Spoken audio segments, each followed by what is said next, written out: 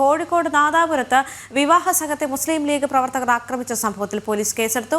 കണ്ടാൽ അറിയാവുന്ന 10 പേർക്കെതിരെ ജാമ്യമില്ലാ വകുപ്പ് പ്രകാരമാണ് കേസെടുത്തിരിക്കുന്നത്. വാഹനത്തിന് സൈഡ് കൊടുക്കാത്തതുമായി ബന്ധപ്പെട്ട തർക്കമാണ് ആക്രമണത്തിൽ കലാശിച്ചത്. അനഘ ഹർഷൻ ചേരുന്നു വിവരങ്ങളുമായി. അനഘ, ഈ വിഷയം കഴിഞ്ഞ ദിവസം നമ്മൾ പരിശോധിച്ചിരുന്നു. ആ സമയത്ത് വളരെ പ്രധാനപ്പെട്ട ഒന്ന് എന്ന് പറയുന്നത് അതിനുള്ളിൽ വളരെ ചെറിയൊരു കുട്ടി ഉണ്ടായിരുന്നു. ആ കുട്ടിക്കും ഈ ഒരു ആക്രമണത്തിൽ പരിക്കേറ്റിട്ടുണ്ടായിരുന്നു. ഈ വിഷയത്തിൽ ജാമ്യമില്ലാ വകുപ്പുകൾ ചുമത്തിക്കൊണ്ടാണോ ഇപ്പോൾ കേസെടുത്തിരിക്കുന്നത്? തീർച്ചയായും ദേവിക, കണ്ടാലറിയുന്ന ഈ അക്രമ സംഭവത്തിൽ നേരിട്ട് പങ്കെടുത്ത ലീഗ് പ്രവർത്തകരായിട്ടുള്ള കണ്ടാലറിയുന്ന 10 പേർക്കെതിരെയാണ് ഇപ്പോൾ കല്ലാച്ചി പോലീസ് ജാമ്യമില്ലാ വകുപ്പ് ചുമത്തി കേസെടുത്തിരിക്കുന്നത്. ഇന്നലെ വൈകുന്നേരമാണ് ഈ ഒരു സംഭവം ഉണ്ടാകുന്നത്.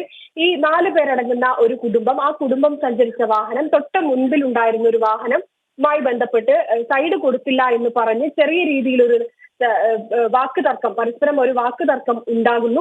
പിന്നീട് അത് സംഘർഷത്തിലേക്ക് കലാശിക്കുന്നു. ആ പ്രദേശത്തെ ലീഗ് പ്രവർത്തകരൊക്കെ തന്നെ ഈ വണ്ടിയിലേക്ക് വരികയും ഈ വണ്ടിയുടെ വാഹനത്തിന്റെ ഗ്ലാസ് അടിച്ച് തകർക്കുകയും ഒക്കെ തന്നെ ചെയ്തിരുന്നു. ഈ വാഹനത്തിലുണ്ടായിരുന്ന 1 വയസ്സുകാരിയുടെ കണ്ണിലേക്ക് ഈ ചില്ല് തറയ്ക്കുന്ന ഒരു സാഹചര്യം ഉണ്ടാവുകയും ചെയ്യുന്നു. പിന്നീട് ഈ 1 വയസ്സുകാരി അടക്കം 4 പേർക്ക് ഈ സംഭവവുമായി ബന്ധപ്പെട്ട് പരിക്കേറ്റിരുന്നു. ഇവരുടെ ആശുപത്രിയിൽ പ്രവേശിപ്പിക്കുകയും ചെയ്തിട്ടുണ്ട്. നിലവിൽ കാറിലുണ്ടായിരുന്ന ചുക്കാട് സ്വദേശി നിതിൻ ലാലിന്റെ ഭാര്യ ആതിരയുടെ പരാതിയിലാണ് ഇപ്പോൾ കല്ലാച്ചി പോലീസ് കേസെടുത്തിരിക്കുന്നത്.